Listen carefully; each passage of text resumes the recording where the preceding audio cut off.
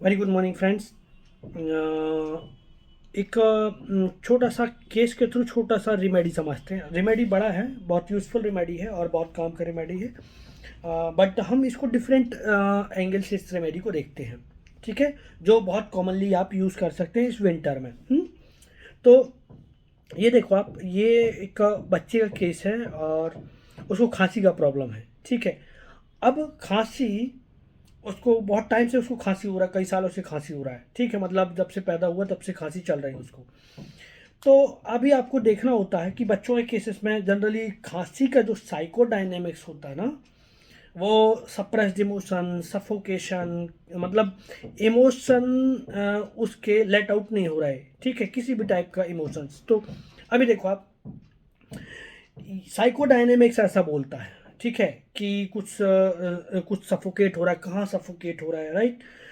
ये बच्चा, किसी ने कहा कि उसका एंगर लेट आउट नहीं हो रहा। ठीक है, तो अब स्टेफिसेग्रिया कितनी ज़्यादा एंग्री रेमेडी है, बट उसका एंगर सब सप्रेस होके चला जाता है। बट स्टेफिसेग्रिया में ऐसा खांसी का इशू नहीं है।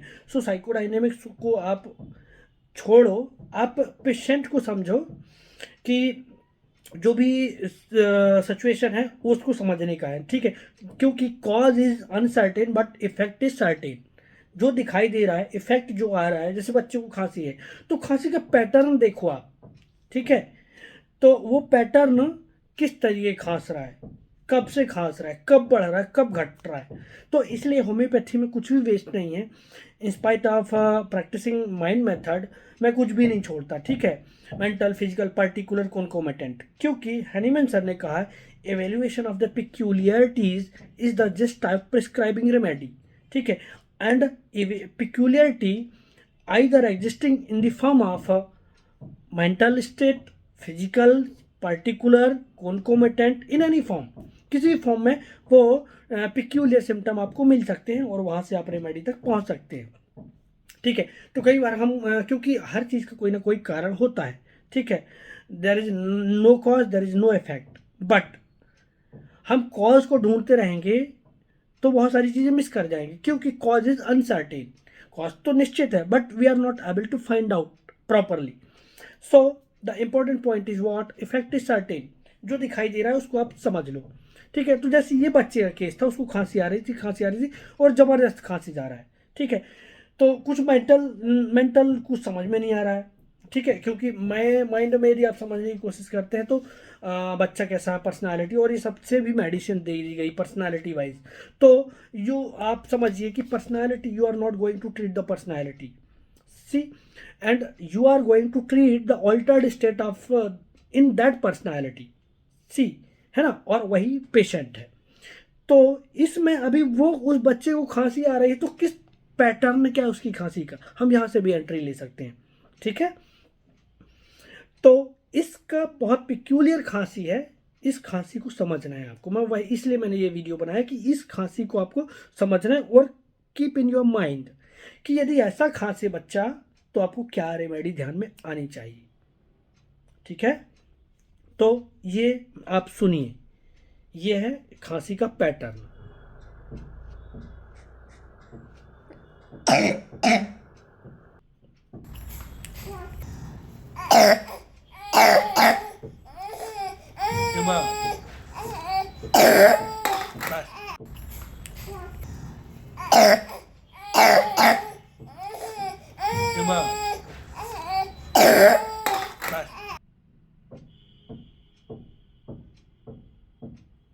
तो आपने सुना होगा, ये जो खांसी है, ये खांसी है स्पेशली, आपको समझा होगा कि किस तरीके की खांसी है ये ना, तो आपको लेमन भी समझ जाएगा कि ये किस तरीके का खांस रहा है, कितना डीप कफ है, कितना बार्किंग कफ है ना, ऐसा लग रहा है जैसे कोई कुत्ता भौंक रहा हो। ठीक है, तो ये डीप हुपिंग कफ, बार्किंग कफ, इस तरीके की आपकी रेमेडी ध्यान में आनी चाहिए। ठीक है, तो और कुछ एक इस रेमेडी के, तो इस तरीके की खांसी में और इसका पिक्यूलियर मॉडलिटीज़ है। हो सकता है कई बार बच्चा दिन भर नहीं खांसी, बट उसकी मदर कंप्लेंट करेगी कि डॉक्टर साहब ये दिन भर नहीं खांसता है, लेकिन जैसे ही लेटने के लिए सिर रखता है जमीन अपना पिलो पे, और वैसे ही खांसी स्टार्ट हो जाती है। और खांसी इसको सोने नहीं देती है, उठा करके बैठा देती है। ठीक है, तब आपके दिमाग पे आना चाहिए एक रेमेडी है ड्रोसेरा। ठीक है, तो यदि आपको कुछ भी नहीं समझता है तो you think by listening this kind of cups you think Drosera only. ठीक है, और भी रेमेडी होंगी but Drosera is very prominent.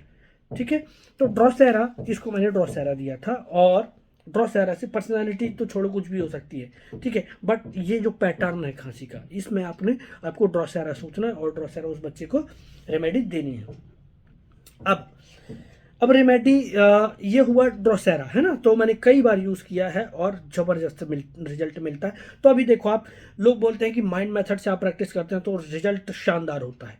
ठीक है, तो एक्चुअली माइंड मेथड में आप पिक्यूलियरिटीज़ को पकड़ते हैं उस पेशेंट की।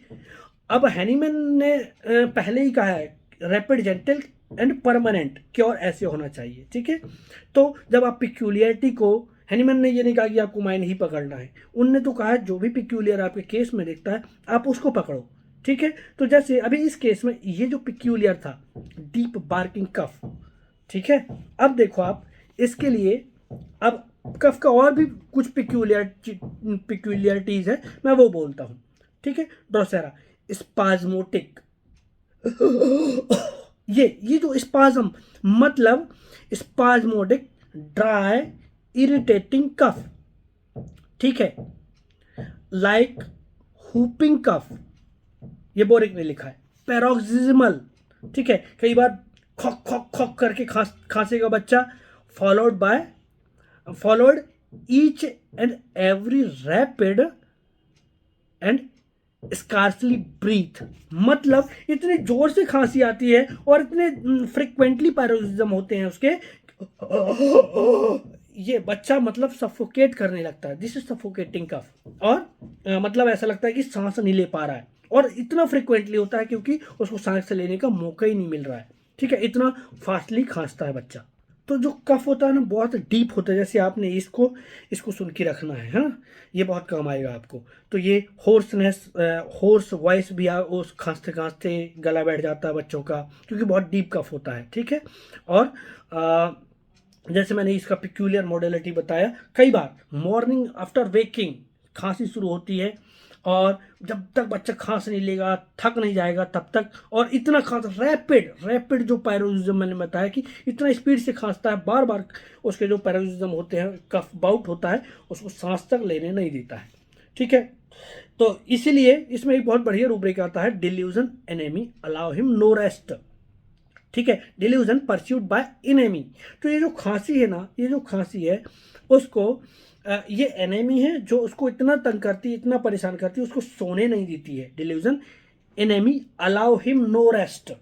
ठीक है, तो कई बार पेशेंट कहेगा डॉक्टर साहब ये तो खांसी इतना ज़्यादा परेशान किया ना डॉक्टर साहब, सोने नहीं देती है। ठीक है, बैठने नहीं देती है, चैन से लेटने नहीं देती है। तो यही है delusion enemy allow him no rest.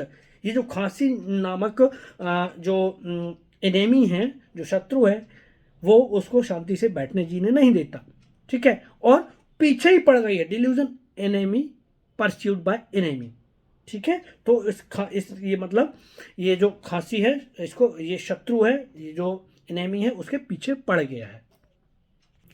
अब फाटक साहब ने भी लिखा है, पेरोडिकल fits of rapid deep barking और चोकिंग। ठीक है, प्रोलॉन्ग्ड एंड इंसिसेंट कफ, मतलब वही पीरियोडिकल, अभी वही जैसे बताया कि दिन भर बच्चा नहीं खांस रहा है, लेकिन जैसी रात हुई सोने को गया और जो धड़ धड़ खांसी शुरू हुई, सोने नहीं देती है। फिट्स ऑफ रैपिड, फटाफट खांसी आती है। डीप बार्किंग, जैसा कुत्ता खांसता है इस तरीके की खांसी। ठीक है, चोकिंग, सफोकेट करने लगता है उसको, बच्चे को। प्रोलॉन्ग इनसिसेंट कफ। ठीक है, और ऐसा लगता है कि जैसे बच्चा बहुत अंदर से खांस रहा हो, पेट से खांस रहा हो, और यही खांसी उसकी ना कफ सिंगिंग और टाकिंग में बढ़ जाती है। जैसे कई बार बच्चे खांसते खांसते बात कर रहे हैं, और बात करते करते उनको खांसी और आ जाती है। तो ये आपको ध्यान में रखना है। ठीक है, तो ये मैंने इसका एक फिजिकल यूज़ मैंने ड्रोसेरा रेमेडी का आपको बताया, बट ड्रोसेरा रेमेडी के डिफरेंट एस्पेक्ट हैं और मेंटल स्टेट पे भी हम इस रेमेडी को यूज़ कर सकते हैं। तो एक्चुअली ना जो ड्रोसेरा है ना, ड्रोसेरा एक कार्निवोरस प्लांट होता है, ठीक है। कार्निवोरस मतलब वो एनिमल को खा जाता है, ठीक है। तो जैसे प्लांट अब एनिमल को कैसे खा जाता है, तो होता क्या है कि इसका जो ड्रोसेरा आप देखेंगे, पिक्चर देखेंगे ना, तो ड्रोसेरा का जो प्लांट होता है उसमें कुछ ऐसा बना होता है, वो उसके इस तरीके का, और उस पर कोई इंसेक्ट बैठता है। तो एक्चुअली जो ड्रोसेरा होता है ना, ड्रोसेरा जो जहाँ उगता है वहाँ पर नाइट्रोजन की कमी होती है, ठीक है। अब इसको नाइट्रोजन की कमी को पूरा करने के लिए, see this is adaptation of the plant, है ना। तो उस कमी को पूरा करने के लिए वो जब भी उसके ऊपर कोई इंसेक्ट बैठता है, तो उस इंसेक्ट से नाइट्रोजन को पाने के लिए उसको ना पकड़ लेता है और जकड़ लेता है, ठीक है। और उसमें ही वही इंसेक्ट डेड हो जाता है। अब डेड होने के बाद इंसेक्ट में से जो नाइट्रोजन है वो रिलीज होती है, और ये जो प्लांट है उस नाइट्रोजन को यूज करके अपने आप की ग्रोथ करता है, ठीक है। इस तरीके से आपको ये कार्निवोरस प्लांट इसलिए बोला जाता है, ठीक है, कि जो इसमें जो इंस्टिंक्ट होती है वो एनिमल इंस्टिंक्ट होती है, ठीक है, एनिमल इंस्टिंक्ट। तो इसलिए इसको ग्रुप में रहना पसंद है, इसको fear of being alone, company desire, इस तरीके के रूब्रिक आपको देखने को मिलेंगे। वहां पे भी delusion enemy pursued by enemy, ठीक है, मतलब इसके भी कोई शत्रु होते हैं। कई बार इसको बहुत इसके जो आईपीआर है इसको टॉर्चर करता है, लेकिन कभी वो बोल नहीं पाता है, वो सफोकेट होता रहता है, क्योंकि उसमें इतनी कैपेसिटी नहीं होती कि वो अपने आप को एक्सप्रेस कर पाए। तो कई बार यहाँ से भी हम इसकी कफ को इस तरीके से हम रिलेट करते हैं कि उसने कभी बोला नहीं, इसलिए उसको इतनी ज़्यादा खांसी आ रही है। तो ड्रोसेरा भी ना बहुत ज़्यादा पर्टिनेसियस है, पर्टिनेसिटी है, परसिवरेंस है। पर्टिनेसिटी मतलब जिस चीज़ पर वो चिपक जाए वो उस चीज़ को छोड़ता नहीं है, ठीक है। ऐसे ही इसका आईपीआर इसको टॉर्चर करता है, परेशान करता है, फिर भी ये उसी पर डिपेंड रहता है, वो छोड़ नहीं पाता है, क्योंकि वो यही नहीं छोड़ पाना भी उसकी एक पर्टिनेसिटी हो सकती है। और ये फियर ऑफ बीइंग अलोन, ये इसको कंपनी तो चाहिए चाहिए, ठीक है। तो इस तरीके से ये बहुत सेंसिटिव होता है, ठीक है, सेंसिटिव होता है, इसलिए एग्रेशन भरा रहता है, गुस्सा निकाल नहीं पाता है। तो इसलिए ड्रोसेरा में गुस्सा नहीं निकलता। तो इस तरीके साइकोडायनेमिक्स को कोरिलेट किया गया है कि गुस्सा नहीं निकलता, इसलिए उसका जो कफ उसका लैरिंग्स तक उसका गुस्सा जमा होता है, लेकिन एक्सप्रेस नहीं कर पाता, फिर वही जो गुस्सा है वो कफ के फॉर्म में एक्सप्रेस होता है। इस तरीके से हमने साइकोडायनेमिक्स में कोरिलेट करने की कोशिश करी है, but this is not applicable in all kind of cases and remedy, ठीक है। सो ये छोटा सा वीडियो था, स्पेशली मुझे ये बताना था कि ड्रोसेरा किस तरीके से ड्रोसेरा की खांसी होती है, और आपको ड्रोसेरा आप ज़्यादा नहीं भी जानते तो आपको कैसे यूज़ करना है।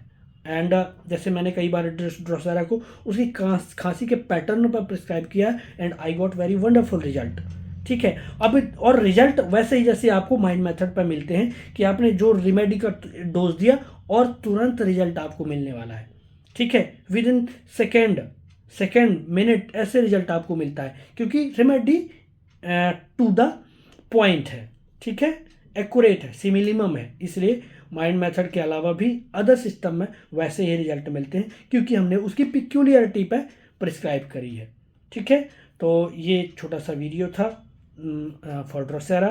Thank you for watching. और जो लोग हमारा ग्रुप ज्वाइन करना चाहते हैं, होम्योपैथी को लर्न करना चाहते हैं, they can contact me. Thank you, thanks for watching.